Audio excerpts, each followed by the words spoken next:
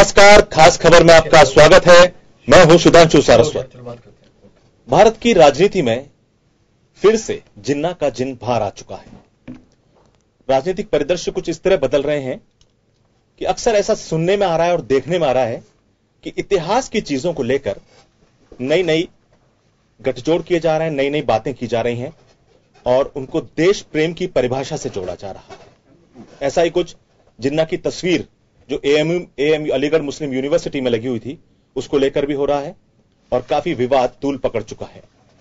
इस पूरे विषय पर हम चर्चा करेंगे और समझने की कोशिश करेंगे कि आखिर इसी वक्त जिन्ना का जिन बाहर क्यों आया और क्या इस तरह की चीजों से, इस तरह के विवादों से देश में कुछ बदलने वाला है।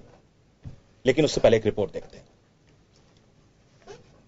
देश की आजादी को वर्षों बीत गए, लेकिन गाहे बगाहे जिन्ना का जिन्न जाग ही जाता है। पहले इस पर उस वक्त बवाल हुआ था जब भाजपा के वरिष्ठ नेता लाल कृष्ण आडवाणी ने पाकिस्तान जाकर जिन्ना की मजार पर फूल चढ़ाए थे। अब अलीगढ़ मुस्लिम यूनिवर्सिटी में दशकों से लगी जिन्ना की तस्वीर पर बवाल मचा है। आलम यह है कि इस बवाल पर काबू पाने के लिए पुलिस बुलानी पड़ी और इंटरनेट सेवा बंद कर देनी पड़ी, लेकिन जिन्ना के ऊपर शुरू हुआ बवाल अब तक ठंडा नहीं पड़ा है। विवाद की शुरुआत अलीगढ़ से भाजपा सांसद सतीश गौतम ने एएमयू के कुलपति तारिक मंसूर को लिखे अपने पत्र में विश्वविद्यालय छात्र संघ के कार्यालय की दीवारों पर पाकिस्तान के संस्थापक की तस्वीर लगे होने पर आपत्ति जताई थी। विश्वविद्यालय के प्रवक्ता शाफे किदवई ने दशकों से लटकी जिन्ना की तस्वीर का बचाव किया और कहा कि जिन्ना विश्वविद्यालय के संस्थापक सदस्य थे और उन्हें छात्र संघ की आजीवन सदस्यता दी गई थी। आजादी के 70 साल बाद जिन्ना का जिन्न बाहर आना देश की राजनीति के अलग दिशा में जाने का संकेत कर रहा है। मुद्दा गरमाया तो राजनीति भी शुरू हुई और राजनेताओं के अटपटे बयान भी सामने आने लगे। और हर बार कांग्रेस चुनाव में अपनी एक बी टीम तैयार रखती है जो मुस्लिम वोट कंसोलिडेशन के लिए इस प्रकार के नुक्से, इस प्रकार के बातें पब्लिक डोमेन में डालती है और वोट कंसोलिडेशन का प्रयास करती है। योगी सरकार के मंत्री स्वामी प्रसाद मौर्य ने जिन्ना को आजादी में योगदान देने वाला महापुरुष बताया तो कांग्रेस के मणिशंकर अय्यर ने कायदे आजम से संबोधित कर डाला।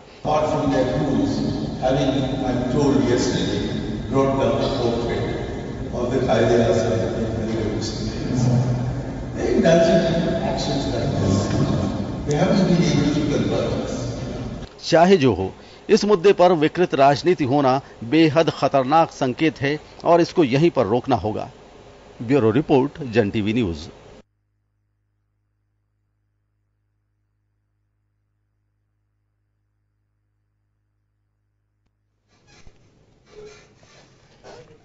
हम इस मुद्दे पर चर्चा करेंगे। मेरे साथ इस मुद्दे पर चर्चा करने के लिए बीजेपी से अमित गोयल साहब हैं, कांग्रेस से राजीव अरोड़ा जी हैं, वरिष्ठ पत्रकार ओम सैनी साहब हैं और इतिहास के जानकार करमवीर सिंह जी हैं। इस मुद्दे को इस वक्त इस तरह से उछाला जा रहा है कि क्या जिन्ना की तस्वीर अगर एएमयू में लगी हुई है, अगर वो नहीं हटती है तो क्या अलीगढ़ मुस्लिम यूनिवर्सिटी देशद्रोही हो जाती है? क्या इतने सालों से लगी तस्वीर अचानक से अभी हटाने के लिए इतना विवाद क्यों किया जा रहा है? इस पूरे मुद्दे पर हम चर्चा करेंगे। सबसे पहले मैं अमित गोयल जी के पास जाऊंगा। बीजेपी की उनकी सरकार है, मौजूदा सरकार है, केंद्र सरकार। अमित जी, जिस तरह से ये विवाद जो पनपा है, अभी जिन्ना की तस्वीर को लेके इतनी विवाद पनप गया कि छात्रों और पुलिस के बीच में झड़प हो गई और अब स्थिति ये हो गई है कि इसको देश प्रेम से जोड़ दिया गया कि आखिर अगर वो जिन्ना की तस्वीर नहीं हटा रहे हैं और इस तरह के नारे भी लग गए, आखिर क्यों लगता है आपको कि आखिर ये विवाद इसी वक्त कर्नाटक का चुनाव है, इसको लेकर भी ये सवाल सामने आने लगे हैं कि आखिर चुनाव के समय ही इस तरह के विवाद, पाकिस्तान से जुड़ी हुई बातें हैं, ये क्यों सामने आ जाती है? देखिए, इसका चुनाव से कोई संदर्भ नहीं है।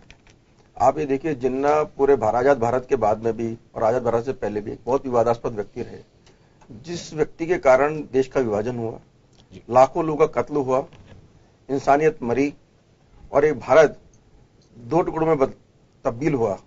ऐसा व्यक्ति अगर हमारे देश में आज भी किसी का आदर्श है तो बहुत शर्म की बात है। पहली बात यह है कि आज विषय ये नहीं है कि कोई हिंदू या मुसलमान का विषय नहीं है। आप वहां पे उस्मान खान जो ब्रिगेडियर थे, जिनको महावीर चक्र मिला 1947-48 के अंदर, उनकी फोटो है। अगर मान लीजिए मौलाना अब्दुल कलाम आजाद की फोटो है या अब्दुल हमीद की फोटो है, अब्दुल कलाम साहब की फोटो है, खान अब्दुल गफ्फार खान तो पाकिस्तानी थे लेकिन वो बहुत बड़े नहीं थे, मतलब पाकिस्तान चले गए थे, बहुत नेशनलिस्ट थे। मतलब कुल मिला के ऐसे लोगों की फोटो हो तो किसी को आपत्ति नहीं होती है। लेकिन जिन्ना जैसा व्यक्ति जो इस देश के अंदर कत्लो गारत लाखों लोगों को मारने का जिम्मेवार है, जो विभाजन का जिम्मेवार है, अगर आज लोग उसको आदर्श मानते हैं तो मैं समझता हूं कहीं ना कहीं जो पढ़ाई एमयू में हो रही है और जो पढ़ाने वाले लोग हैं उन पर तो प्रश्न उठता है कि वो क्या पढ़ा रहे हैं। जी मुझे ये समझ में नहीं आ रहा, आप कह रहे हैं आदर्श मानते हैं, ये परिभाषा आपने कैसे गढ़ी कि लोग उनको आदर्श मानते हैं? अगर उनकी तस्वीर वहां लगी हुई है तो वो आदर्श के रूप में देखा जा रहा है जो भी छात्र वहां पढ़ते हैं। देखिए जिस तरह की तस्वीर इतने लंबे समय से आजादी से पहले 1938 से तस्वीर लगी हुई है, अब आपको यही बात याद आती है यूपी के अंदर आपकी सरकार है, इससे पहले भी यूपी में आपकी सरकार रही और केंद्र में अटल बिहारी वाजपेयी की सरकार भी रही, उस दौरान आपको ये बात कतई याद नहीं आई है। अब ऐसी कौन सी बात अचानक से आपको लगता है कि जिन्ना की तस्वीर वहां से हट जानी चाहिए? देखिए जब कोई चीज प्रसंज्ञान में आती है या कोई किसी उस विषय को उठाता है, जैसे सांसद जी ने एक प्रश्न उठाया और एक लेटर लिखा एमयू के अंदर साहब इस तस्वीर को लगाया गया है, क्यों इसको हटा दिया जाए या इसको क्यों लगाया गया, जो भी स्थिति रही उसके बाद जनता के बीच सामने आई। आज की तारीख में आप उत्तर प्रदेश नहीं पूरे भारत का एक सर्वे अगर कराएंगे आप, जन टीवी के माध्यम से कराइए और किसी सर्वे एजेंसी के माध्यम से कराइए, मैं समझता हूं देश के 90% 95% लोग हिंदू ही नहीं मुसलमान भी। कारण यह कि अगर मुसलमानों ने जिन्ना को स्वीकार किया तो भारत में नहीं रहते, वो लोगों ने जो जिन्ना की मानसिकता को ऐसे स्वीकार किया, जिन्ना के विभाजन को ऐसे स्वीकार किया, वही देश में रहे। तो ये जो नए लोग हैं आज जो एमयू के अंदर पढ़ने वाले स्टूडेंट्स हैं, छात्र हैं, वो कहीं ना कहीं अपने जो पुरखों का जो निर्णय था उसको बदनाम कर रहे हैं, पूरे मुसलमान समाज के ऊपर कलंक लगा रहे हैं। और मैं समझता हूं इनकी काउंसलिंग की जरूरत है और इनको पढ़ाने वालों की काउंसलिंग होनी चाहिए। कौन सा इस्लाम पढ़ा रहे हैं उनको, कौन सी पढ़ाई कर रहे हैं? मैं एक तारिक फतेह है, इस्लामिक बहुत अच्छे इस्लामिक स्कॉलर हैं, रिसर्च करने वाले व्यक्ति हैं, मैं कई बार उनको सुनता हूं तो उनकी बात एक बहुत बड़ी बात मुझे समझ में आती है। वो बार बार ये कहते हैं कि दो तरह का इस्लाम है, एक अल्लाह का इस्लाम है, एक मुल्ला का इस्लाम है। मैं समझता हूं ये अल्लाह के इस्लाम को छोड़ के मुल्ला का इस्लाम पढ़ रहे हैं, इसमें सारी प्रॉब्लम आ रही है। देश को एक ऐसा व्यक्ति जिसका इस देश में कोई योगदान नहीं है, सिर्फ देश के अंदर उसका नाम बहुत हे दृष्टि से ले जाता है, अगर उसकी तस्वीर हटानी पड़ जाए तो कहां दिक्कत है? अगर वो स्वागत करते हैं इस चीज का और कहते हैं नहीं बिल्कुल सही बात है, सही बात ध्यान में आई है, तो बहुत देश में अच्छा माहौल बनता। लेकिन कुछ लोग राजनीतिक रूप से तुष्टीकरण के लिए, एक बात और बताऊं आपको, बात में मैंने जो मेरी जानकारी है, मैंने पढ़ा है, उस पढ़ने का आधार बता रहा हूं आपको। इंडियन नेशनल कांग्रेस के मुंबई के दफ्तर में आज भी जिन्ना की तस्वीर लगी हुई है। मैं मानता हूं कहीं ना कहीं ऐसी चीजों से हमको बचना चाहिए, क्योंकि देश का जब 99% आदमी किसी एक व्यक्ति से नफरत करता है, मतलब 99% नहीं उससे ज्यादा भी हो सकता है, ऐसे व्यक्ति को क्या इस देश के अंदर पूजा जाएगा? कल को लोग कहेंगे हम जिन्ना की मूर्ति लगाएंगे, आप कैसे मानेंगे? क्या स्वीकार होगा आपको? चलिए ठीक है, तुष्टीकरण की राजनीति आपने जिस तरह से आपने जो बात कही, ओम सैनी सर आपसे मेरा एक चीज सवाल है, जिन्ना की तस्वीर पे एक बवाल हो रहा है, ये केवल जिन्ना की तस्वीर का बवाल नहीं है, इससे पहले भी अगर हम पीछे भूतकाल में थोड़ा जाते हैं इसी सरकार के दौरान, तो बहुत सारी ऐसी चीजें हैं, चाहे वो रोड के नाम को लेकर हो, चाहे वो किसी प्रतिमा को लेकर हो या किसी इमारत को लेकर हो, ये बातें बार बार सामने आती हैं। आखिर क्यों इस तरह की बातें क्या अभी सब प्रसंज्ञान में ली जा रही हैं? देखिए दुर्भाग्य ये है कि एकेडमिक्स के जो सवाल हैं उनको ऐसे राजनेता व्याख्यायित करने लगे हैं जिनका ताल्लुक न इतिहास से है, न उस दृष्टि से है जिसकी चर्चा विश्वविद्यालयों में होती है। विश्वविद्यालय दुनिया के सारे इतिहास को स्वतंत्र रूप से पढ़ते हैं, मुसलमान भी पढ़ रहे हैं, हिटलर भी पढ़ रहे हैं, तो जिन्ना साहब को भी पढ़ रहे हैं। और तो जिन्ना साहब तो बात बहुत अलग है। जिन्ना भारतीय राजनीति की आजादी वाले संघर्ष में जब अंग्रेजों के खिलाफ लड़ाई लड़ रहे थे तो एक वक्त कांग्रेस के साथ में और पूरी अलग अलग दृष्टि के साथ में थे। वो तो एक कोई इतिहास के कुछ कोण है जिनकी वजह से ये सब सिलसिला हुआ और मुस्लिम लीग के आह्वान पर ये सारी बातें बनी। लेकिन इससे जो एकेडमिक्स के लोग हैं वो नफरत और घटियापन पे, ओछेपन पे नहीं उतरते हैं। वो इतिहास में जिसकी अच्छाइयां उनको अच्छाइयों को देखते हैं। मुझे याद आता है अडवाणी साहब का, जब उन्होंने पाकिस्तान गए थे तो जिन्ना के बारे में क्या कुछ कहा था, क्या कुछ कहने के सिलसिले में, उसके बाद में जिस तरह के लोग हैं, जैसी मानसिकता विकसित हो रही है वर्तमान शासन के दौरान, उसका नतीजा हुआ कि जो उनके साथ में गए तो आए तो उनका काला मुंह कर दिया गया। ये एकेडमिक्स में नहीं होता। एकेडमिक्स में चीजों को समझा जाता है और मुझसे बेहतर इस बात को करमवीर समझाएंगे क्योंकि इतिहास के आदमी वो हैं। और हमारे देश में तो समन्वय और सौहार्द का बड़ा लंबा इतिहास है और उस लंबे इतिहास में इस तरह का सिलसिला नहीं है कि टीपू सुल्तान या किसी और को लेके या किसी इस्लाम के अनुयायी को लेके इस तरह की बात कही जाए। हम इस तरह से चीजों को व्याख्यायित करने के आदी नहीं रहे और यूनिवर्सिटियां तो हैं ही इसलिए कि स्वतंत्र रूप से सारा चिंतन करें, मनन करें, और उसके साथ में उन पे जिस तरह की बाध्यताएं आज देखने को मिल रही है कि इससे आश्चर्य होता है। क्योंकि मुझे याद है कि मुझे ठीक से पता है कि अमेरिका में 4000 के करीब यूनिवर्सिटीज हैं जो स्वतंत्र रूप से चिंतन करती हैं, मनन करती हैं, और जितने रिएक्शनरी या जितने भी इनह्यूमन जितने भी काम हुए हैं अमेरिका ने किए हों।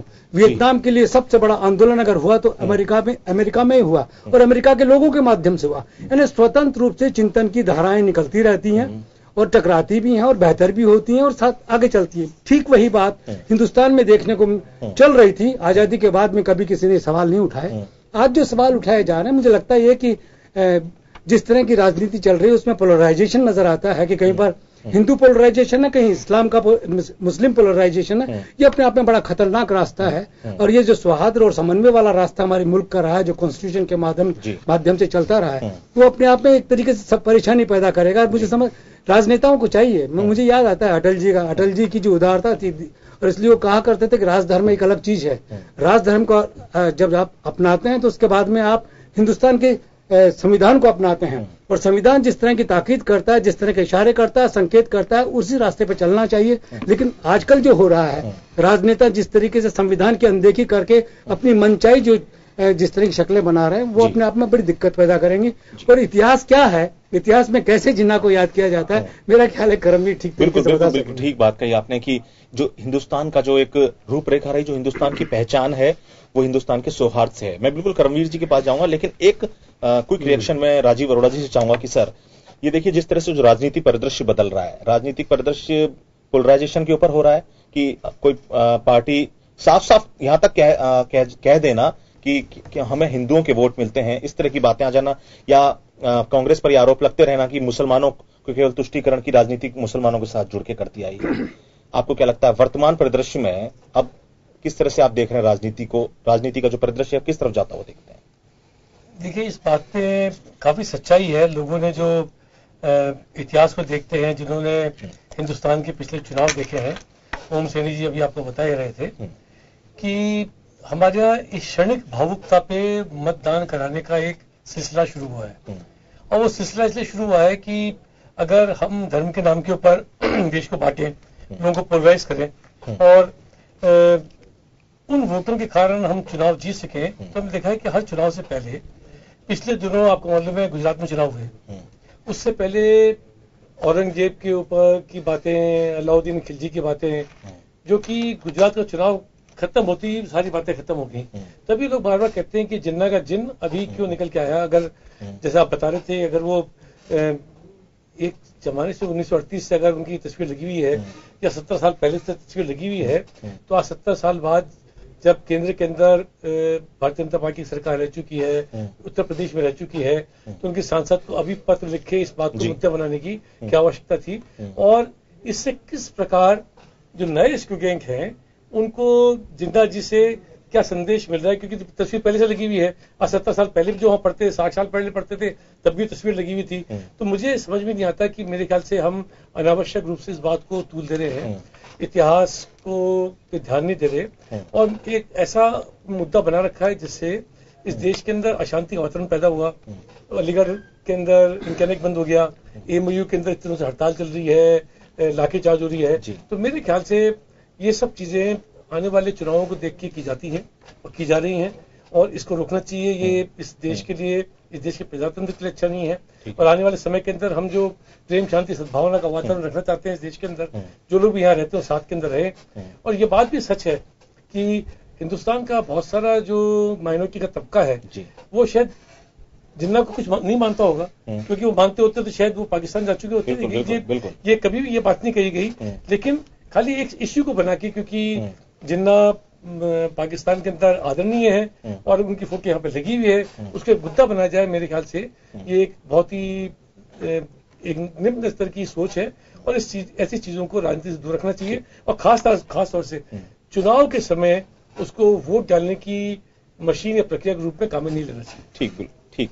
करमवीर सिंह जी, मैं एक बात आपसे, बहुत महत्वपूर्ण बात है कि इतिहास को तोड़ा मरोड़ा नहीं जा सकता। इतिहास को तोड़ मरोड़ के पढ़ा, जिन देशों में इतिहास को तोड़ मरोड़ के पढ़ाया गया, वहां का जो आने वाली पीढ़ी है, या जो एक सभ्यता एक नष्ट होने की तरफ चली जाती है और वो चीज समझ नहीं पाते।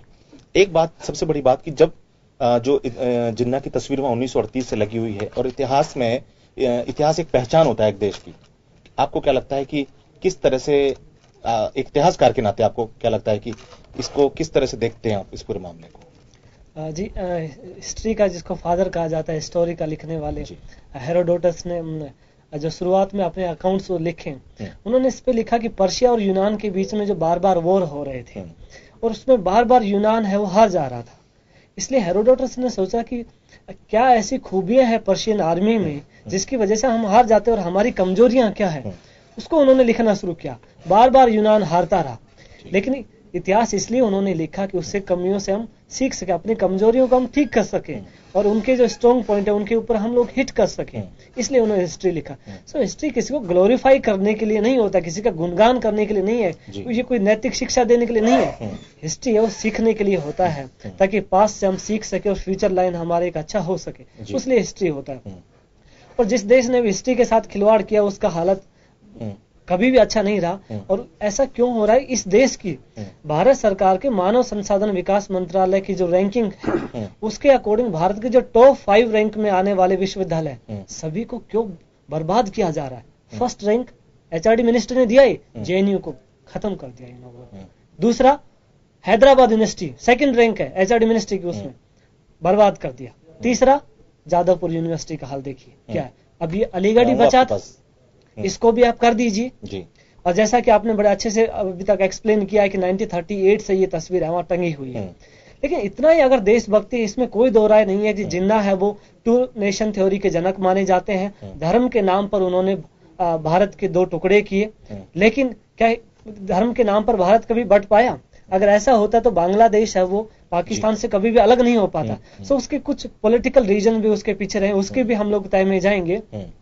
लेकिन जिन्ना सिर्फ पाकिस्तान से आपको इतनी नफरत है तो आप वहां पर विजिट करने क्यों गए? काबुल से बिना बुलाए सीधे लाहौर चले गए। दूसरा, 300 साल तक भारत पर राज करने वाले ब्रिटिशर्स के खिलाफ आप अपने आवाज क्यों नहीं उठाते हैं? क्यों नहीं बात करते हैं उनके साम्राज्यवाद के खिलाफ? आप कॉमनवेल्थ समिट में वहां भाग लेने के लिए गए बड़े ही शान शौकत के साथ, अब ब्रिटेन के साथ संबंध खराब नहीं करेंगे। नादिर शाह ने जो 1739 में भारत पर आक्रमण किया, हजारों लोग मारे गए, उस ईरान के साथ आप संबंध खराब नहीं करेंगे क्योंकि चाहबार पोर्ट आपका चाहिए वहां पर। यहाँ जिन्ना का क्यों मुद्दा आपके लिए बना हुआ है?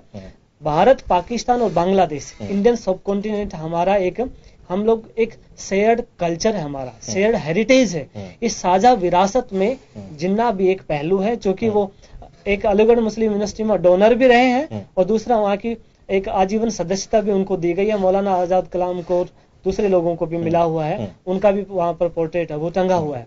तो इस रूप में देखा जाए तो एक कह सके कि आप जिन्ना को आप एक नफरत फैलाने वाले रूप में देखिए। आप बुराई कीजिए ना जिन्ना की, किसने मना किया आपको? लोग कर रहे हैं। क्रिटिकल एनालिसिस महात्मा गांधी का भी हुआ है और महात्मा गांधी का मर्डर करने वाले जिनको ग्लोरीफाई किया जाता है, नाथुराम गोडसे को पूजा करने वाले लोग हैं, वही लोग अगर देशभक्ति का अगर गाना गाते हैं कि जिन्ना खराब था, हिंदू मुसलमान दंगा फसाद, तो ये गले से नीचे उतरने वाली बात नहीं है। मैं इतिहास का विद्यार्थी हूँ, ये समझता हूँ कि हर एक व्यक्ति का, हर एक घटना का आलोचनात्मक विश्लेषण होना चाहिए, बिल्कुल उसकी मेरिट्स और डिमेरिट्स में जाकर के। लेकिन नफरत के नाम पर अगर किसी का विश्लेषण आप करेंगे तो आप एक कंक्लूजन के ऊपर नहीं पहुंच पाएंगे। अमित गोयल जी, एक खास बात आपने एक बात कही कि अभी ये बात प्रसंज्ञान में आई हम लोगों को कि जिन्ना की तस्वीर वहां लगी हुई है। ये तस्वीर आज से तो नहीं, बहुत सालों से लगी हुई है।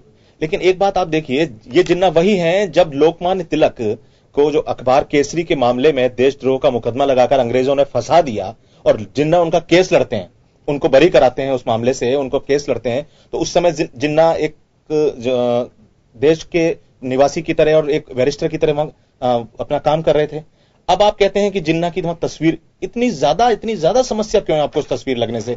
जो आप गुजरात के समय भी बात करते हैं, आप पूर्व प्रधानमंत्री पर कहते हैं कि वो पाकिस्तान के साथ मिलकर षड्यंत्र कर रहे हैं गुजरात के चुनाव में, बिहार के समय भी पाकिस्तान, आखिर हर चुनाव में पाकिस्तान कैसे आ जाता है? देखिए, सबसे पहले तो सैनी साहब ने एक बात कही कि हर एकेडमी का एक स्वतंत्र माहौल होता है। जेएनयू का स्वतंत्र माहौल था, नजीब जंग को देखिए सीरिया में जाके भर्ती हो गया है। पढ़ाने वाले कौन थे, कैसी शिक्षा दे रहे थे? बार बार उन्होंने कहा यूनिवर्सिटीज को बर्बाद कर दिया। बहुत ही खराब और निंदनीय आरोप है। अगर वो चीज गलत हो रही है, इन्होंने कहा इतिहास शिक्षा लेनी चाहिए। क्या शिक्षा लेंगे इतिहास से हम? तो क्या हम नादिर शाह, अगर हम ईरान संबंध खराब कराने की बात की, नादिर शाह ने भारत पे हमला किया और ईरान से हम संबंध खराब नहीं करेंगे, तो क्या जिन्ना की मूर्तियां लगवा देनी चाहिए देश के अंदर? नहीं तो कुल मिला के मेरी बात सुनिए, कुल मिला के हमको एक तरफ तय करना पड़ेगा देश में आज की तारीख में। अगर मान लीजिए एक प्रश्न उठा के देश के अंदर जिन्ना की तस्वीर एमयू में नहीं होनी चाहिए, विश्वविद्यालय का मंदिर है और ये व्यक्ति भारत का टू नेशन थ्योरी वाला, ये लाखों ये मान रहे हैं, सभी लोग मान रहे हैं कि लाखों लोग कत्ल कराए, उसके पीछे कहीं ना कहीं जिन्ना का हाथ था। ऐसी स्थिति वाले आदमी को हमारे देश में सम्मानित क्यों किया जाए? क्यों हटाया नहीं जा सकता उसको? बात ये डिबेट ये होनी चाहिए कि हटाया क्यों नहीं जा सकता। यहाँ पर जो लोग बैठे हैं वो सब तो जस्टिफाई करने की कोशिश कर रहे हैं, कुछ लोगों को संतुष्ट करने के लिए। अगर आप हटाने की बात करेंगे, अगर आप हटाने की बात करेंगे तो कुछ लोग संतुष्ट हो जाएंगे, माहौल खराब हो जाएगा। ये बात बिल्कुल मेरी बात नहीं करेंगे ना। हमारे साथ प्रॉब्लम ये है कि हम डिबेट की जो दिशा होनी चाहिए, दिशा ये होनी चाहिए हम सब मिलके, चाहे वो सैनी साहब हो, अरोड़ा साहब बैठे हैं, क्योंकि एक बात तो हम सब मान रहे हैं, दिक्कत नहीं मेरी बात सुनिए, एक बात तो सब मान रहे हैं, मेरी बात सुनिए, एक बात सब मान रहे हैं कि जिन्ना विभाजनकारी था, लाखों लोगों के कत्ल का जिम्मेवार था, भारत के टुकड़े की, इस बात में सबकी सहमति है। तो डिबेट मैं समझता हूं ये होनी चाहिए कि क्यों भारत के अंदर जिन्ना की तस्वीर रहे। आप जस्टिफाई करने का प्रयास कर रहे हैं कुछ लोगों को संतुष्ट करने के लिए। एंटनी कमेटी देखिए अरोड़ा साहब कर रहे हैं सर, मेरी बात सुनिए, अगर ये मेरी बात सुनिए, आप मेरी बात सुनिए, आप इसको राजनीति, आपकी दिक्कत ये हो गई है सर, मेरी बात सुनिए, आप हर बात को अपने तरीके से, अपने अंदाज से, राजनीति के चश्मे से अगर आप देखेंगे तरीके से जस्टिफाई करने का एंगल निकलेगा, लेकिन राजनीति के चश्मे मत देखिए, आप इस बात से देखिए, आप राजनीति के चश्मे मत देखिए, आप बताइए सामान्य नागरिक के रूप में आप खुद अगर अपना वो करेंगे, अपना वो देंगे, अपना मत देंगे, तो मैं समझता हूँ कहेगा कि सब जिन्ना की तस्वीर नहीं होनी चाहिए। सामान्य नागरिक का मत ये रहेगा, आप पत्रकार हैं, हर चीज पॉलिटिकल एंगल देखते हैं, तो इसमें आप पॉलिटिकल एंगल देख रहे हैं, पॉलिटिकल एंगल नहीं देख रहा हूं, मैं ये बता रहा हूं जब वहां पे नारे लगते हैं, अभी जब नारे लगे वहां पर गेट के ऊपर, तो ये नारे क्यों लगते हैं कि वंदे मातरम कहना होगा, भारत में रहना होगा तो वंदे, वो वहां ये नारे क्यों लगते हैं, केवल यही नारे क्यों वहां क्यों लगते हैं? क्या चाहते हैं आप इन नारों को लगाते हैं? मैं इसका भी आपको जवाब दूंगा। आप कौन वंदे मातरम नहीं कहता? कौन नहीं वंदे मातरम? 1926 से पहले जब आजादी का आंदोलन चला, हिंदू और मुस्लिम सब मिलकर एक नारा लगाते थे, वंदे मातरम, वंदे मातरम। ये जिन्ना ही थे जिन्होंने वंदे मातरम का विरोध किया, इन्होंने वंदे मातरम गाने पर रोक लगाई, इन्होंने कहा अगर आप वंदे मातरम बोलोगे तो इस्लाम के खिलाफ है। अब आप उसी की जिन्ना की तारीफ कर रहे हैं, उस जिन्ना के बारे में, या उस जिन्ना को लेकर जिन्ना की तस्वीर उठाएंगे तो अराजक माहौल हो जाएगा। जिन्ना को जस्टिफाई करना चाह रहे हैं आप, ठीक है, बताइए अगर आपको, ठीक है, जिन्ना की तस्वीर है, जिन्ना की तस्वीर से इतनी बड़ी, मुझे मैं तो ये पूछ रहा हूं, मैं तो आपसे पूछ रहा हूं, क्या जिन अंग्रेजों ने हमारे पर इतने साल राज किया, उनकी बहुत सी बनाई इमारतें हैं, उन इमारतों से दिक्कत है आपको? देखिए मेरी बात सुनिए, मेरी बात सुनिए, देश के अंदर जो इमारतें बनी हुई है ना, ये वहां से इंपोर्ट होकर नहीं आई है, देश के नागरिक का खून पसीना पैसा लगा हुआ है, यही के लोगों का टैक्स लगा हुआ है, तो अमेरिका से नहीं आई है वो इमारतें। आप ताजमहल की बात कर दो, उसका पत्थर को ईरान इराक से आया, लेकिन यहाँ के लोगों ने बनाया, लोगों ने अपने हाथ कटवाए, तो ये को पैसा वो जो आक्रांत आए थे, इस्लाम के आक्रांत आए थे, तो भूखे नंगे लोग थे, डाकू लोग थे, वो शहनशाह नहीं थे, हिंदुस्तान में आकर लोगों को मारकर शहनशाह बने वो, अगर वो अमीर होते तो देश में नहीं आते। चलिए ठीक है, मैं ओम सैनी जी, जिस तरह का जो एक जो अमित गोयल जी जिस तरह से एक पूरा एक बात को कह रहे हैं कि इनके हिसाब से, शायद आप ऐसा लगता है कि इनके हिसाब से अगर ये वंदे मातरम कह रहे हैं तो सबको वंदे मातरम कहना होगा, या अगर वो वंदे मातरम नहीं कह रहे हैं, नहीं कहना चाहिए। अरे सर हम ये मना नहीं कर रहे हैं कि क्यों नहीं कहना चाहिए, लेकिन अगर डिबेट का प्रश्न होना यह चाहिए कि भाई किस व्यक्ति को प्रॉब्लम क्यों है वंदे मातरम बोलने में। ठीक है, आपसे जवाब देखिए, कुल मिला के अगर भारत माता की जय नहीं बोल सकते, वंदे मातरम नहीं बोल सकते, निश्चित रूप से फिर आपकी नेशनल इंटीग्रिटी क्या है? देखिए जी, संविधान तो ये भी नहीं कहता आपको कि अपने माता पिता के पांव छुओ। देखिए मेरा ख्याल है कि कुछ चीज मोहरा सकते हैं भाई, इतना बोलने की आवश्यकता नहीं है। सिंपल चीज ये है, आप ये तो डिसाइड नहीं कर सकते कि हमें कैसे सोचना चाहिए, क्योंकि हम लोगों ने अपने काफी बाल सफेद किए हैं ये सब सोचने के बीच में। तो लेकिन मैं ये बुनियादी सवाल ये कह रहा था, बुनियादी बात ये कह रहा था कि कुछ एकेडमिक्स हैं जो जिनके बारे में राजनीतिज्ञों के जो सवाल होते हैं या जवाब होते हैं वो माफिक नहीं रहते। एकेडमिक्स में हम हिटलर भी पढ़ते हैं, मुसोलिनी भी पढ़ते हैं, और हम जिन्ना भी पढ़ते हैं, लेकिन जिन्ना पढ़ते हैं तो हमें बहुत सारी चीजें समझने को मिलती है। ये बुद्धिमानी मेरा ख्याल है कि अडवाणी जी में भी थी, ये मेरा ख्याल है कि अटल बिहारी वाजपेयी जी में भी थी, लेकिन ये बुद्धिमानी गायब हो रही है भारतीय जनता पार्टी। पढ़ने का आपत्ति नहीं है, महिमा मंडन क्यों हो, और अगर कहीं कोई विषय ऐसा उठे तो देश से उसकी तस्वीर बात सुना जाए। मना कर रहा है, गूगल पे जाइए, हर आदमी के बारे में पढ़ सकते हैं, गूगल से ज्यादा तो अकेडमी में पढ़िए, कौन मना कर रहा है। लेकिन अगर एक प्रश्न देश में उठा है, अगर एक प्रश्न देश में उठा है कि भाई ऐसे व्यक्ति ब्रेक के बाद आपका फिर से स्वागत है खास खबर में। हम चर्चा कर रहे हैं कि आखिर जिन्ना का जिन क्यों बाहर आया है, आखिर क्या कारण है कि इतना बड़ा विवाद इस पे खड़ा हो गया है। अलीगढ़ मुस्लिम यूनिवर्सिटी में उनकी तस्वीर लगी हुई है, बहुत लंबे समय से 1938 से तस्वीर लगी हुई, लेकिन विवाद 2018 में हो रहा है। इस पूरे मुद्दे पर हम चर्चा कर रहे हैं। मैं ओम सैनी साहब के पास जाना चाहूंगा। जिस तरह से जैसे अमित जी जो बात कर रहे हैं कि इसको इस तरह से क्यों डिबेट को नहीं देखा जा रहा है कि आखिर जिन्ना की तस्वीर क्यों नहीं हटाई जाए वहां से। तस्वीर हटाने का या लगाने का मुद्दा तो मुझे नजर नहीं आ रहा है इसमें। मुझे मुद्दा नजर आ रहा है कि आखिर वक्त कौन सा चुना गया तस्वीर हटाने की बात करने के लिए। देखिए, मैं अमित जी से इसीलिए मैंने अटल जी का नाम लिया, मैंने आडवाणी जी का नाम लिया, मैंने उन सारे उदारवादी नेताओं का जो बुनियादी रूप से भारत के संविधान में पूरी आस्था रखते हैं और भारत की जो बुनियादी समझ है लोगों के बीच में कि जिस तरह का सौहार्द और समन्वय वाला और धर्मनिरपेक्ष राज्य हमारा है, उसमें नागरिकों को जिस तरीके के अधिकार मिले हुए हैं, जिस तरीके से सोचने समझने की बात करने का जो अधिकार मिला हुआ है, उसके लिए मैंने कहा था कि अटल जी और आडवाणी जी कैसे सोचते हैं। उनका मानना है कि ऐसा नहीं होना वही चाहिए। उनकी देशभक्ति की परिभाषा बहुत अलग किस्म की है, जिसमें कि कुछ ऐसी बातें आ जाती है जो सबको मान्य नहीं है। मेरा ख्याल है कि महात्मा गांधी भी ईश्वर अल्लाह तेरा नाम सबको सुम्मति दे भगवान कहते रहे, यानी कि सर इसमें फिर मैं भी जाऊंगा। आप इसको हिंदू मुस्लिम एंगल से क्यों देखते हैं? बिल्कुल, मैं हिंदू मुस्लिम एंगल से मत देखिए, आप सिर्फ इस बात में देखिए कि वो व्यक्ति देश का विभाजनकारी था। हम कह रहे हैं ना उस्मान, आप देखिए 4748 के ब्रिगेड उस्मान की लगवाई ना, अब्दुल हमीद की लगवाई है, लेकिन आप इसको हिंदू मुस्लिम एंगल से क्यों ले जाते हैं? क्योंकि प्रॉब्लम ये है कि हम नहीं चाहते हिंदू मुस्लिम एंगल से बने, हम ये चाहते हैं कि बिल्कुल हम चाहते कि नहीं बन गया सर। नहीं, आप बना रहे ना, हम तो कह रहे हैं हिंदू मुस्लिम डिबेट नहीं है ये। ठीक है, ठीक, अभी आपके पास आता हूं। मैं इसीलिए कह रहा हूं कि आप स्वतंत्र रूप से सोचने पे पाबंदी लगा रहे हैं, क्योंकि मैं ये मानता हूं कि जिन्ना कभी भी हमारा शत्रु नहीं था। जिन्ना इस देश का ही नागरिक थे और हमारे अपने राजनीतिक द्वंद्व थे, जिसकी वजह से कि जिन्ना मुस्लिम लीग में गए। सर, आजाद होने के बाद पहले लड़ाई किससे हुई? कश्मीर में हमला किसने किया? कबाइलों ने। उसका पाकिस्तान का वजीर आजम कौन था? आप कैसे उसे अपना दुश्मन नहीं मानते? जो जिस देश का जनक इतिहास आज उठाएंगे, देश आजाद हुआ जब से लेकर आज तक लगातार भारत के अंदर आतंकवादी गतिविधियां हो रही हैं, लगातार लोग टेररिस्ट भेजे जा रहे हैं, भारत को स्थिर करने का प्रयास हो रहा है। आप कहते शत्रु नहीं था? कौन सा इतिहास पढ़ रहे हैं? देखिए आप जी, दोनों मुल्क चर्चा कर रहे हैं, तो हिंदुस्तान और पाकिस्तान भी चर्चा कर रहे हैं। संवाद अभी टूटा है, ये संवाद टूट नहीं रहा था। इस संवाद ये जानते हैं, दुनिया की सारी ताकतें जानती है कि बिगड़ संवाद की कोई चीज सॉल्व हो नहीं सकती। संवाद के पहले कि देश का प्रधानमंत्री बिना प्रोटोकॉल के लाहौर चला जाता है, उठा दिया उसके ऊपर भी उठा दिया, इसलिए उठा दिया। हम भी चाहते हैं संवाद हो, लेकिन संवाद और आतंकवाद एक साथ नहीं चलता साहब। ये ऐसा कदम मत उठाइए जिससे नियत पे शक होने लगे। टीपू सुल्तान को लेकर के जो चर्चाएं होने लगी है, वहां पर वोकालिंगा और लिंगायत का जो सिलसिला बन रहा है, जहां वहां पर क्या कहते हैं इसको, गैर मुस्लिम और मुस्लिमों का जो सिलसिला बन रहा है, कर्नाटक के इलेक्शन में साफ साफ नजर आता है। यूपी में हम देख चुके हैं, यूपी में हम साफ तौर से देख रहे हैं। वही चीज यूपी का ही अलीगढ़ का जो दृश्य है बड़ा स्पष्ट रूप से है। इस वक्त जब सौहार्द का सिलसिला होता तो इस तरह के सवाल उठाने पर पाबंदी क्यों नहीं लगाते? क्यों नहीं हमारे जो प्रधानमंत्रियों, जो हमारे प्रमुख सेवक है, वो बोलते क्यों नहीं है उस वक्त? वो तब बोलते हैं जब सब कुछ भड़क उठता है। तो ये अपने आप में हमें चिंता पैदा करने वाले बात नजर आती है। और इसलिए भारतीय जनता पार्टी के उन लोगों को जो खुली निगाह से देखते रहे हैं, सोचते रहे, एक इतिहास के पक्षधर हैं, एक इतिहास के लिए जिम्मेवार हैं, जिसमें अडवाणी भी हुए हैं और अटल बिहारी वाजपेयी भी हुए हैं, सिकंदर बख्त भी हुए हैं। तो हम उन लोगों को ध्यान में रख करके चर्चा करना चाहते हैं कि आप जिस रास्ते पे जा रहे हो वो भारतीय जनता पार्टी का रास्ता कभी नहीं रहा। भारतीय जनता पार्टी समन्वय करना चाहती थी। सन 1980 में जब भारतीय जनता पार्टी की स्थापना हुई थी, उस वक्त का घोषणा पत्र हमने पढ़ा है।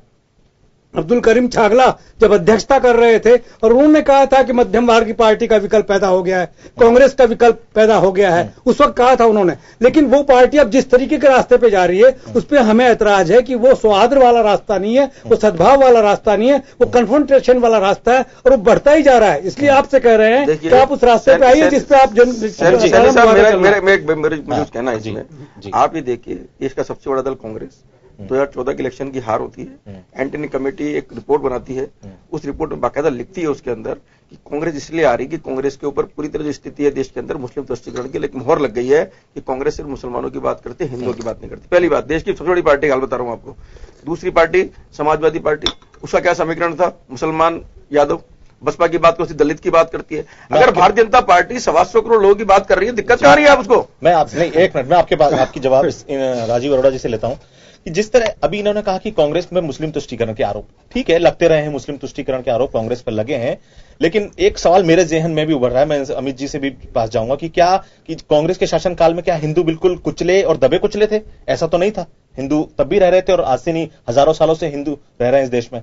सबसे पहली बात तो पूरा देश जानता है कि अगर कांग्रेस पार्टी अगर समाज के सब वर्गों को, सब धर्मों को साथ लेकर नहीं चलती, तो आज 70 वर्ष बाद जिस भारत की बात करते हैं, विश्व की तेजी से बढ़ती हुई अर्थव्यवस्था, विश्व की तेजी से बढ़ती हुई शक्ति, वो अगर पिछले 3 साल में थोड़ी हो गई है, वो तो 70 वर्ष के अंदर इस देश को एकजुट रखने का जो काम करा है, उसकी वजह से आज ये देश उन्नति के ऊपर पहुंच रहा है। तो इस विषय में तो ज्यादा कहने की बात ही नहीं है। उससे महत्वपूर्ण बात ये जो पूरा जो अपना टॉपिक चल रहा था उसमें, जब ओम सैनी जी बता रहे थे अटल बिहारी वाजपेयी और लाल कृष्ण अडवाणी जी को, तो मुझे अपने राजस्थान के जसवंत सिंह जी भी याद आ रहे थे।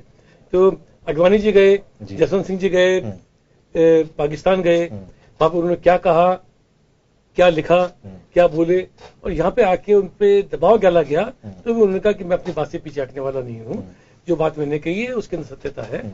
इसलिए जो बात करमवीर कर रहे हैं, जो ओम सैनी कर रहे हैं, मैं भी वही बात कर रहा हूँ। मैं खुद इतिहास का विद्यार्थी रहा हूँ कि इतिहास को इतिहास की तरह से रहने दो।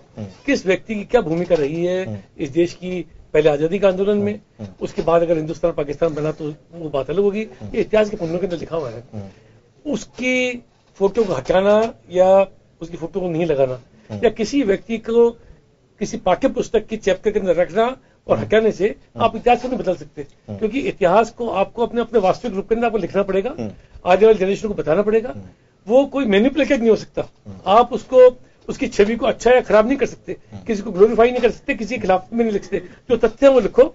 उसके बाद हो सकता है मैं एक इतिहास के विद्यार्थी किसी व्यक्ति के, किसी आक्रांता के, किसी कारण को के पक्ष में बात करूं या किसी के मैं विरोध के अंदर बात करूं, क्योंकि हर पक्ष के 2-3 पहलू होते हैं। हो सकता है बहुत सारे लोग किसी स्टेप को अच्छा मानते होंगे, क्या पता उस वक्त की परिस्थितियों के अंदर वही सबसे अच्छा इश्यू होगा, क्या पता अगर वो नहीं होता तो क्या पता देश आजाद नहीं होता, तो क्या परिस्थितियां बनती हैं। हमको इतिहास के संग छेड़खानी नहीं करनी चाहिए और इसको मुद्दा नहीं बनाना चाहिए, खास तौर से जब चुनाव पास में आ रहे हैं। जो बात जो महत्वपूर्ण आज के बाद में बात जो महत्वपूर्ण है कि हमको, मैं पूछता हूं कि मनमोहन सिंह जी के ऊपर जो गुजरात के इलेक्शन से पहले एक उनके ऊपर एक आरोप लगाया गया कि वहां पे षड्यंत्र हो रहा था दिल्ली के अंदर, वो बात गुजरात के इलेक्शन के बाद क्यों नहीं कंटिन्यू हुई? उसकी पीछे क्यों नहीं जांच करेगी? उसको क्यों नहीं देश का मुद्दा बनाया गया? क्योंकि आपका जो पर्पस था एक समय के ऊपर लोगों की भावनाओं को भड़काने का, चुनाव से पहले 2-3 दिन पहले एक माहौल पैदा करने का जिसमें हिंदू मुस्लिम अलग अलग लग सके, वो बात छोड़नी चाहिए। कोई भी दल हो, कोई भी दल उसकी बात छोड़नी चाहिए। और जो तुष्टीकरण की बात आई, ये तुष्टीकरण की बात, इसको पेंट करा गया है। ये बात कौन कहता है, कौन पत्रकार कहते हैं, कौन सा सोशल मीडिया कहता है, आपको अच्छी तरह मालूम है। ये बात कह के, क्योंकि ये आपके हक में है कि आप एक पार्टी को माइनॉरिटी के समर्थक बताना चाहते हो जिससे कि मेजोरिटी आपके पक्ष में रहे। चुनाव के अंदर हमेशा बहुमत वाला चुनाव जीतता है। तो अगर आप ये घोषित करने की कोशिश करो कि तुष्टीकरण रहे तो आपका सुधर तरीका है, लेकिन जब आपको सत्ता में आते हो तो जिस तरीके की आप बात करते हो, जैसे अभी बताया गया कि अगर आप पाकिस्तान के बारे में बात हो, चुनाव से पहले क्या बात करी गई थी, 2 सर के बदले में क्या होएगा, कैसे हम जाके काम करेंगे, उसके बाद में जो कुछ घटनाक्रम आपको स्पष्ट मालूम है। देश के अंदर जो चीज हो रही है, पूरे देश, पूरी दुनिया के अंदर हिंदुस्तान के बड़े नेताओं की मूर्तियां वहां के पार्कों में, वहां के म्यूजियम में, वहां की वैक्स म्यूजियम के अंदर लगी हुई हैं। उनके संग हमारे संबंध अच्छे और खराब दोनों तरीके के रहे हैं। तो क्या इस संबंध में आप उनकी मूर्ति को क्या सकते हैं? वो उस देश के अंदर तो एक महान व्यक्ति के रूप में जाने जाते रहे। मेरे ख्याल से हमको इतिहास को इतिहास के तरीके से देखना चाहिए, इसको चुनाव का मुद्दा नहीं बनाना चाहिए। ठीक, बिल्कुल ठीक। आपने मैं इतिहास की अगर हम बात करें, क्योंकि एक पूरा मुद्दा जो है उस इतिहास से जुड़ गया है जो आजादी से पहले का रहा और आजादी के समय जो घटनाक्रम घटा वो एक बहुत ही महत्वपूर्ण था। करमवीर जी, आपसे जानना चाहूंगा, सबसे बड़ी बात, आप अगर जिन्ना को देखते हैं उस दौरान जब वो इसकी मांग कर रहे थे, पाकिस्तान की एक मांग थी उनकी कि मुस्लिमों के लिए एक अलग देश की 2 नेशन थ्योरी वो बात कर रहे थे, और कई चीजें सियासी भी बहुत सारे इसमें कारण थे जिस वजह से ये स्थितियां बनी। और एक इतिहास आज हम देखते हैं, अगर हम पूरे इतिहास को देखते हैं तो क्या देखते हैं आपकी उस वक्त के दौर में जिन्ना को किस तरह देखा जाता था, किस तरह के नेता के रूप में जिन्ना एक स्थापित थे भारत में? अगर जिन्ना की बात की जाए तो स्टैनली वॉलपर्ट जो है उसने बहुत अच्छा काम किया जिन्ना के ऊपर। कई सारी बुकें उन्होंने उसके ऊपर लिखी हैं। और किस तरह से कि मुस्लिम लीग का रोल क्या रहा है, जिन्ना का रोल है वो क्या रहा है, और बाद में एक परंपरा भी रही है। और ओम सैनी जी ने भी इस चीज को कहा कि जसवंत सिंह जी का भी जिक्र किया। जसवंत सिंह जी ने 2009 में अपना बुक लिखा, उसमें उनका बुक का नाम था जिन्ना, इंडिया, पार्टीशन, इंडिपेंडेंस। और उसमें बड़े अच्छे तरीके से उन्होंने जो बताया कि सरोजनी नायडू क्या सोचते थे, नेहरू क्या सोचते थे जिन्ना के बारे में, वो सारी चीजें। और उनका बुक का अगर शुरुआत देखेंगे तो उन्होंने कहा कि जैसे ओम सेन जी ने कहा कि भारत जो है एक सौहार्द सहिष्णुता का देश रहा है, इसमें विभिन्न विचारधाराएं, विभिन्न धर्म, संस्कृतियां सब एसिमिलेट हो गए हैं। ये हमारी कल्चरल एक यूनिक कल्चरल कैरेक्टरिस्टिक है भारत की, जो कभी भी अभी खत्म नहीं हुआ है, अभी भी जीवंत है। लोग खत्म करने की आज कोशिश करें लेकिन नहीं कर सकते वे लोग उस चीज को। ये हमारी परंपरा रही है। जहां तक जिन्ना की बात है, सरोजनी नायडू उन्होंने भी 1920s में जिन्ना को कहा था कि वो एक हिंदू मुस्लिम यूनिटी के एम्बेसडर है। नेहरू भी मानते थे इस चीज को। और जब लाल कृष्ण आडवाणी जी 2005 में पाकिस्तान गए, उन्होंने भी ये बात कही।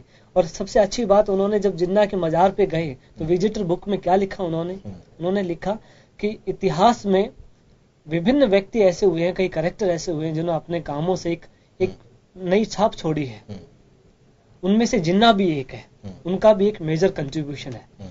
सो जिन्ना का आप कितना आलोचना कीजिए ना, आप कौन आपको मना कर रहा है, नहीं कर, लेकिन आप ये उनका पोर्ट्रेट हटा दीजिए, ये कर दीजिए, इससे आप जिन्ना को खत्म नहीं कर सकते। आप उसकी आलोचना तो कर नहीं सकते क्योंकि वो तो आपसे होता नहीं है। और जहां तक अलीगढ़ मुस्लिम यूनिवर्सिटी की बात है, पाकिस्तान टू नेशन जो थ्योरी आया, ये सब चीजें, एक तो पहला नहीं था। चौधरी रहमत अली जो थे कैम्ब्रिज यूनिवर्सिटी में 1930s में ही आया। इकबाल का भी अपना एक अलग थ्योरी था। सर सैयद अहमद खान जो अलीगढ़ मुस्लिम यूनिवर्सिटी के क्रिएटर है, फाउंडर रहे हैं, उनका भी अपना मुसलमानों को लेकर के एक अलग नजरिया हुआ करता था। सो जिन्ना अकेले उस चीज के लिए रेस्पॉन्सिबल कभी भी नहीं माने जाते। और जहां तक अलीगढ़ मुस्लिम यूनिवर्सिटी की बात है, इसमें कोई डाउट नहीं है कि अलीगढ़ मुस्लिम यूनिवर्सिटी मुस्लिम लीग का एक बहुत ही एक बेस रहा है, सपोर्ट बेस रहा है हमेशा उनके लिए। और 1940s में आप देखिए, नवाब इस्माइल खान, तो चौधरी जो कुजुमल खान और लियाकत अली खान, लियाकत अली जो मुस्लिम लीग के टॉप लीडर रहे हैं, जिन्ना के बाद जो प्रधानमंत्री भी बने हैं पाकिस्तान में, लियाकत अली खान। सो ये टॉप लीडर जो थे, यही मुस्लिम जो अलीगढ़ मुस्लिम यूनिवर्सिटी है उसके जो कोर्ट है उसमें, एग्जीक्यूटिव काउंसिल में, उनके स्टूडेंट यूनियन में इनका दबदबा हुआ करता था। और ये इसमें कोई दौर एक इंटेलेक्चुअल कह सकते हैं बेस हुआ करता था 1940s में, ये अलीगढ़ मुस्लिम यूनिवर्सिटी जिन्ना के लिए और मुस्लिम लीग के लिए। और जिन्ना को आजीवन सदस्यता दी गई। जितने भी आजीवन सदस्य हैं अलीगढ़ मुस्लिम यूनिवर्सिटी, उनके चित्र है वो वहां पर लगे हुए। सो ये एक परंपरा है कि ये जस्टिफिकेशन है कि क्यों चित्र लगा हुआ। करमवीर जी, एक चीज जुड़ी जा सकती है साथ साथ। मैंने जिस तरीके से अलीगढ़ मुस्लिम यूनिवर्सिटी बनी, बिल्कुल इसी बिना पर बनारस हिंदू यूनिवर्सिटी बनी। और एक तरह का कंपटीशन हुआ दो संप्रदायों में कि कैसे बेहतर तरीके से एकेडमिक्स का, झगड़े का नहीं, एकेडमिक्स का माहौल बनाया जाए। It was the scene. ये देखने की बात है कि कैसे कैसे विद्वान उस जगह से निकले हैं और आज भी जिनको सम्मान के साथ में देखा जाता है। और अगर इस तरह जैसे अलीगढ़ मुस्लिम यूनिवर्सिटी की बात करें या बनारस हिंदू विश्वविद्यालय की, दोनों विश्वविद्यालय एक अपना मुकाम रखते हैं देश में, एक नया उनका एक मुकाम है। सबसे बड़ी बात, और ऐसा भी नहीं रहा कि इस विश्वविद्यालय में क्या हिंदू नहीं पढ़ सकते। वहां बहुत सारे हिंदू छात्र हैं जो वहां पढ़े हैं अलीगढ़ मुस्लिम यूनिवर्सिटी में और पढ़ रहे हैं और बहुत नाम किया है उन्होंने। ऐसा ही बनारस हिंदू विश्वविद्यालय के साथ भी हुआ है। तो ये भारत की तो गंगा जमनी संस्कृति की हर जगह ही छाप नजर आती है। अब अमित जी, आपसे एक बात, आप कह रहे हैं कि डिबेट इस बात पे क्यों नहीं, आप मोड़ने की बात कह रहे हैं कि डिबेट को ये मोड़ा जा रहा है कि आखिर जिन्ना को जस्टिफाई नहीं किया जा रहा है। सर, हम तो ये पूछ रहे हैं कि जिन्ना की तस्वीर हटाने की आप बात कर रहे हैं, आखिर क्यों हटाई क्यों जाए? मतलब किस कारण से? आपको क्या लगता है कि एक तो पहले बात कर्नाटक का चुनाव सवाल तोड़ता है आप पर, और कि आखिर क्यों हटाई जाए जिन्ना की तस्वीर? देखिए, पहले तो मैं एक बार राजीव जी की बात का जवाब देता हूँ। राजीव जी ने भी कहा कि चुनाव आते हैं, आप भी कहा चुनाव आते हैं, मुद्दे आते हैं, सहिष्णुता की बात होती है। तो गुजरात चुनाव में मैं आपको पूरा जवाब दे रहा हूँ सर। मैं आपको गुजरात चुनाव थोड़ा पीछे भी जाइए पहले आप। सबसे पहली बात, देश की साख खराब हुई असहिष्णुता के नाम पर। पूरे भारत में एक माहौल बनाया गया इंटॉलरेंस का। बिहार के चुनाव थे, बड़े बड़े कांग्रेस से उपकृत पत्रकारों ने, बुद्धिजीवियों ने अपने अपने ससुराल लौटाए और जैसे बिहार का चुनाव खत्म हुआ, वो सारा अवार्ड वेब सिंह अपने अपने घर जाकर सो गया, किसी ने कोई बात नहीं करी। तो ये मुद्दे, इस तरह के मुद्दे बनाना भारतीय जनता पार्टी का काम नहीं है, पहली बात। दूसरी बात, आपने बात की पाकिस्तान के जो मनमोहन सिंह जी ने पाकिस्तान के लोगों के साथ में, डेलीगेशन के साथ में चर्चा करी, तो ये तो सत्य हो गया था, ये तो तय हो गया था कि भाई डेलीगेशन चर्चा हुई। जिस तरह की बातें बाहर आई उससे बिल्कुल साफ साफ हो रहा था कि ऐसा डेलीगेशन आ रहा है जिसके बारे में भारत सरकार को जानकारी नहीं है, और बाद में जानकारी लगती है, चुनाव से ठीक पहले लगती है। कुल मिला के मणिशंकर अय्यर, मेरी बात सुनिए, आप कांग्रेस, मैं चरित्र बात कर रहा हूँ, कांग्रेस के चरित्र की बात कर रहा हूँ मैं। अच्छा, मणिशंकर अय्यर तो बीजेपी के नेता नहीं थे ना, वो तो पाकिस्तान में जाकर क्या कर रहे थे, भाई मोदी को हटाना है, हमारी हेल्प कीजिए। अच्छा, मेरी बात सुनिए, संदीप दीक्षित भी हमारे नेता नहीं थे, मतलब आप जिन्ना को जस्टिफाई कर रहे हैं। मेरी बात सुनिए, अध्यक्ष को आप बोलते हैं गली का गुंडा। मेरी बात, तो ये कह रहे हैं आपके ये अटल, ये लालकृष्ण आडवाणी तो आपके नेता थे, भारतीय जनता पार्टी सहमत नहीं है। भारतीय जनता पार्टी ने अगर उनको विचार रखा, उन्होंने लिखा तो सहमत नहीं है। और एक बात और, इन्होंने क्या, करमवीर जी ने क्या कहा, करमवीर जी, मेरी बात सुनिए, नहीं, करमवीर जी ने एक बात कही, 1920 से पहले हिंदू मुस्लिम एकता के प्रतीक के रूप में थे जिन्ना, 1920 से पहले थे ना। 1934 के बाद उन्होंने क्या किया, जब मुस्लिम लीग की स्थापना करने के बाद में, टू नेशन थ्योरी आने के बाद रहमत अली ने जो पाकिस्तान का नाम दिया, 2 देश कराए, उसी के बाद की बात हो रही है ना। उससे पहले वो क्या थे, कोई व्यक्ति अपने जीवन काल में पहले बहुत शरीफ आदमी था और बाद में जाकर वो डाकू बन जाता है, तो उसकी वो उस जमाने में शरीफ था, इसलिए हम शराफत की बात करेंगे, उसने डाकू के गलत काम किया, उसकी बात नहीं करेंगे, ऐसे कैसे संभव है? आप सर्टिफिकेट दे नहीं सकते। दूसरी बात, यहां चलने को बैठकर मैं देख रहा हूं, आप लोग जस्टिफाई करने का प्रयास भी कर रहे हैं कि देश के जब विभाजन हुआ उसमें सारी जिम्मेवारी जिन्ना की नहीं थी, या हम परसेंटेज तय करने नहीं बैठे। मैं फिर उसी बात पर आऊंगा, इस देश में वंदे मातरम की बात आती है, भारत माता की जय आती है, लोग कहते हैं संविधान में लिखा हुआ नहीं है, क्यों करेंगे हम? तो क्या हर चीज संविधान में लिखी जाएगी? नहीं, आप बताएंगे। मेरी बात सुनिए, कुछ मोरल नहीं होता क्या? ये सैनी साहब, मेरी बात सुनिए, हम सोचेंगे, सोनी साहब, आप कैसे कह रहे हैं? नहीं सैनी साहब, हम सोचेंगे कि वंदे मातरम, सैनी साहब आप ओबीसी की भाषा बोल रहे हैं, आपको बिल्कुल नहीं बोलनी चाहिए। आप कह रहे हैं हम सोचेंगे, भारत माता की जय, हमें बोलना, अरे क्या बात कर रहे हैं? देखिए मेरी बात सुनिए, भारत है, हमें थोड़ी खड़े, देखिए ये हमारा देश है, देखिए देश है, यहाँ पर सत्ता की आजादी है, इसलिए लोग ऐसी बात करते हैं। नहीं समझ में आ रहा, अगर आप ये तय कैसे कर सकते हैं कि मैं ओबीसी की भाषा बोल रहे हैं कि, लेकिन मुझे एक बात, ये बड़ी अजीब सी स्थिति है कि आप ये तय कैसे कर सकते हैं कि ओबीसी की भाषा बोल रहे हैं? वंदे मातरम कहते हैं हम बचपन से, कहा कि वो हम तय करेंगे, वंदे मातरम बोलेंगे नहीं बोलेंगे, हम तय करेंगे भारत माता की जय बोलेंगे नहीं बोलेंगे, कैसे तय करेंगे? देश में रह रहे हो आप, देश के अंदर सारी सुविधाओं का उपयोग कर रहे हो, देश के नागरिक हो, और भारत माता की जय बोलने में प्रॉब्लम है आपको, फिर आप हम नेशनलिस्ट है, राष्ट्रवादी हम, हक है उतना हमारा भी है, तो इसलिए आप डिसाइड हक है, लेकिन उनका सम्मान नहीं देंगे। नहीं, आप तो आपका पूरा है, जमीन आपकी है, आसमान आपका है, उपयोग आप करोगे, लेकिन हम सम्मान नहीं करेंगे हमारे देश का। कह रहा हूं कि आप ऐसे नहीं कर सकते साहब, सम्मान करना पड़ता है। मेरी बात सुनिए, हमारा सम्मान करना पड़ता है, हम नागरिक हैं, और हम जनता ये भी नहीं कह रहा ना कि आप पिताजी के पांव छूओ, हर चीज कुछ चीज मॉरल भी होता है ना, जिस देश में आप रहते हो उसके प्रति इनबिल्ट है, हम एग्जिबिट नहीं करते, हमें कहने की जरूरत उस देश के प्रति आपकी भी कुछ जिम्मेवारियां होती है, नहीं इनबिल्ट है, आपके कहने की आवश्यकता नहीं, हम स्वतः ही करते हैं। लोग तो विरोध कर रहे हैं। एक बड़ा सवाल ये है, लोग कौन कर रहे हैं? आप कह रहे हैं मुझे लगाया, बोलिए, क्यों बोलिए, हमारी मर्जी आएगी तब बोलेंगे, हमें जब जरूरत होगी, जब भारत माता की जय बोलेंगे खट से, वंदे मातरम बोलेंगे खट से, सलाम बोलेंगे, जय हिंद बोलेंगे, सब कुछ बोलेंगे, लेकिन डोंट हमें।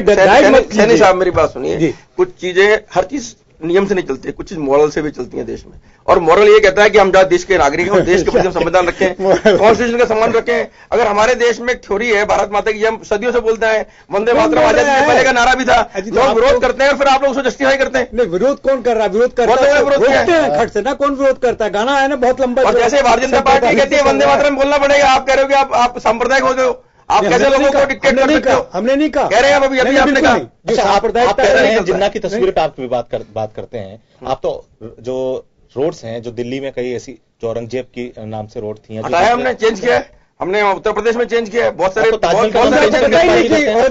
देखिए मेरी बात सुनिए, मेरी बात जो सर मंदिर, सर मेरी बात सुनिए, क्या रहा है अभी आज की पोजीशन ये है कि देश में 50 साल 55 साल कांग्रेस का राज रहा, और ऐसी स्थिति, मेरी बात सुनिए, और इसमें कोई शक नहीं है, मेरी बात सुनिए, मैं आपको जवाब दे रहा हूं उसका। सर आज बहुत बड़ी समस्या है देश के अंदर कि हमारे देश के अंदर बहुत से इनलीगल इमिग्रेंट्स आए, जो बांग्लादेश से आए, आसाम के अंदर है।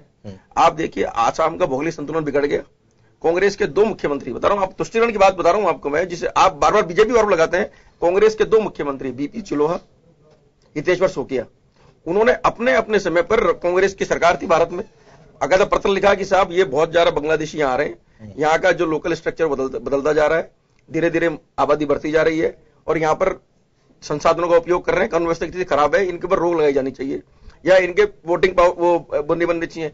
लेकिन कांग्रेस, सेंट्रल कांग्रेस में जो मुस्लिम नेता थे, उनके दबाव के ऊपर उनके ऊपर कोई कार्रवाई नहीं हुई। आज हाईकोर्ट ने जब आदेश दिया, सुप्रीम कोर्ट ने आदेश दिया, रजिस्टर बन रहा है, एनआरसी का रजिस्टर बन रहा है। तो ये आप बार बार ये मत कहिए, देश में अगर देश के राजनेता लोग आज से 50 साल पहले चिंता इन्होंने की होती है, देश में ऐसी स्थितियां नहीं बनती है। जो भारत का आम मुसलमान पूरी तरह देशभक्त है, चिंता करता है देश की, लेकिन जो इलीगल इमिग्रेंट्स आ गए हैं वो लोग भी इनके अंदर इन्वॉल्व हो गए हैं और देश का माहौल खराब करने का प्रयास कर रहे हैं। और जब हम उनसे छेड़ने की बात करते हैं तो आप लोग प्रॉब्लम होती है। इतने से लोग इतने से लोग नहीं है, मुस्लिम 50 लाख लोग तो सिर्फ, मेरी बात सुनिए, 50 लाख से ज्यादा लोग तो आसाम के अंदर रिकॉग्नाइज्ड है, शुरू से जुड़े हुए 50 लाख से ज्यादा। मुस्लिम्स को आप अलग करके बात नहीं कर सकते, आप अलग करके नहीं देख सकते। और आप कोई पार्टी ठेका भी नहीं ले सकती। नहीं, हम इनका मुस्लिम को अलग करने की बात कर रहे हैं, हम इनकी देखभाल कर रहे हैं कि हम नहीं ठेका नहीं है। नहीं, मेरी बात सुनिए, ठेका नहीं है, लेकिन जो हालात बन रहे हैं, इमिग्रेंट्स की बात करते हैं, इनको जानकारी नहीं है। दुनिया में चीन के बाद सबसे ज्यादा इमिग्रेंट भारत के हैं, मोर देन 31 मिलियन भारतीय पूरी दुनिया में फैले हुए हैं। इलीगल नहीं है वो, वो इलीगल नहीं है। मेरी बात सुनिए, वली डॉक्यूमेंट पे आप कैसी बातें कर रहे हैं करमवीर जी? 80 लाख से ज्यादा करमवीर जी वली डॉक्यूमेंट के ऊपर है, मैं इलीगल की बात कर रहा हूँ। मैं क्या बात कर रहे हैं आप? बिना डॉक्यूमेंट के गए थे 1900 मेरी बात सुनिए, हुआ करते थे। मेरी बात सुनिए, जानकारी नहीं है। मेरी बात, जानकारी आपके नहीं है। हमारे भारत का नागरिक कहीं जाने के बाद में आतंकवादी गतिविधियों में लिप्त नहीं होता है, वहाँ कानून व्यवस्था की स्थिति खराब नहीं करते हैं। और आप देश की चिंता कर रहे हैं, आप देश की चिंता नहीं कर रहे हैं। क्या बात करते हैं आप? चाहे कौन सा मोदी, आप एक बात कहना चाह रहे हैं, एक बात को मुझे जस्टिफाई कर दीजिए इस बात को कि आप तस्वीर के ऊपर बात कर रहे हैं, लेकिन एक जब वहां जो संगठन जो भी वहां पहुंचता है तो वहां इस तरह के नारे, ठीक है आप तस्वीर हटाने की बात करना है, वहां जय श्री राम के नारे, क्या दिक्कत है जय श्री राम में? राम का देश है, राम का देश है। भारत में राम नहीं बोला जाए, किसका बोला जाएगा? भारत में जय श्री राम बोले क्या बोला जाएगा? क्या बात कर रहे हैं? देश में राम भारत में जय श्री राम बोले क्या बोलेंगे? किसी को मेरी बात सुनिए, मेरी बात सुनिए, जय श्री राम सांप्रदायिक नाम नहीं है। जय श्री राम तो पार लगाने वाले हैं, इस राष्ट्र के नायक है जय श्री राम। प्रॉब्लम ही आ रही है कि आज तक 50 साल तक लोग दबते हैं और जय श्री राम के नाम को सांप्रदायिक बना दिया। गर्व से कहिए आप जय श्री राम, गर्व से बोलना चाहिए जय श्री राम। राम का देश है ये, राम का देश है, राम का देश है। राम के नारे हर जगह लगेंगे देश के अंदर। आप गर्व की भावना लाए, हम लोगों में इससे पहले दबते थे हिंदुस्तानी। अरे आप बोल रहे हैं ना कि राम के नारे क्यों लगे, जय श्री राम क्यों बोला गया? आप उस जगह जाके ये डिबेट क्या करेगा, राम का नारा क्यों लगे देश में? ये देश के अंदर राम का नारा हर जगह लगेगा। क्यों बात कर रहे हैं आप? स्वास्थ्य की बात करते हैं, आप सहिष्णुता की बात करते हैं, और राम के रामायण में तो लिखा ही है, वह सहिष्णुता ही है, वह सद्भाव भी है। हिंदुस्तान के प्रतीक है राम। तो अमित जी चलिए, अभी जो बात हो रही है, आपने खुद ने कहा कि इस टॉपिक को धर्म के मत लेके जाओ।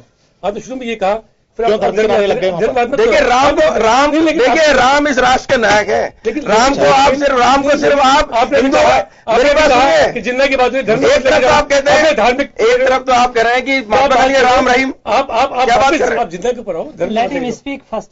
मैं ये कह रहा हूं आपको, आपने खुद ने कहा कि हम जिन्ना की बात कर रहे हैं, इसको आप हिंदू मुस्लिम के धर्म से मत छोड़ो। आप खुद ने कहा, अब आप कह रहे हो कि वहां पे जय श्री राम के नारे लगते हैं तो ये जय श्री राम। देश में 99% मुसलमान जो मौजूद हैं उनके पूरे हिंदू थे, वो मुसलमान आए नहीं थे देश के अंदर। ये तो मुस्लिम आक्रांताओं ने दबाव से कन्वर्ट किया भाई, उनके बाप दादा राम राम बोलते रहे। दिक्कत है राम बोलने में, ये तो अलग ही नहीं है ये बात। आपने विषय उठाया, लोगों ने जय श्री राम नारे कौन लगाए? जय श्री राम, जय श्री राम के नारे, अटल जी जय श्री राम के नारे से प्रॉब्लम क्यों?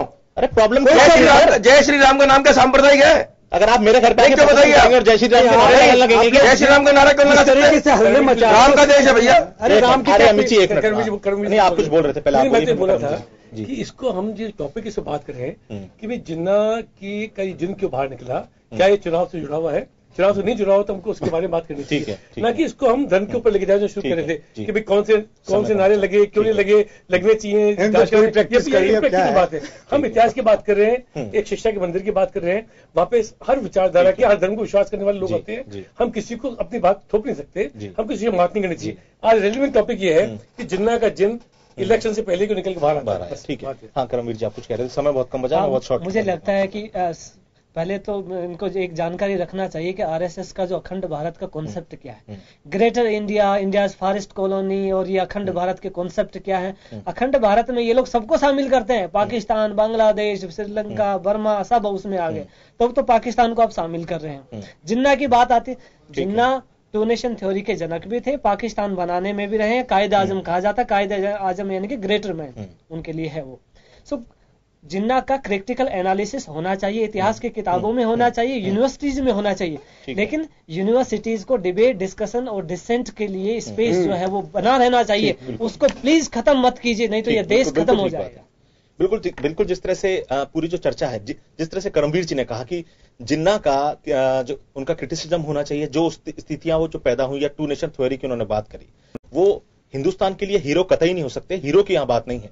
लेकिन जो यूनिवर्सिटीज में या विश्वविद्यालय में जो सोच का दायरा है, या जो डिबेट की बात है, स्वायत्ता है, वो उसको खत्म नहीं किया जाए, वो एक अपने आप में बनी रहे, ये एक सबसे बड़ी बात है। और आखिर हर ऐसे ही ये भी एक बड़ा सवाल है कि जिन्ना का जिन अभी इस एक ऐसे वक्त में ही क्यों बाहर आया कि जब किसी राज्य में चुनाव है, या किस देश के अंदर पार्टियों को चुनाव के दौर से गुजरना पड़ रहा है। इस सारी बहुत सारे सवाल हैं, लेकिन इन सवालों के जवाब हमने कोशिश करी कि हम आपके सामने ला सकें।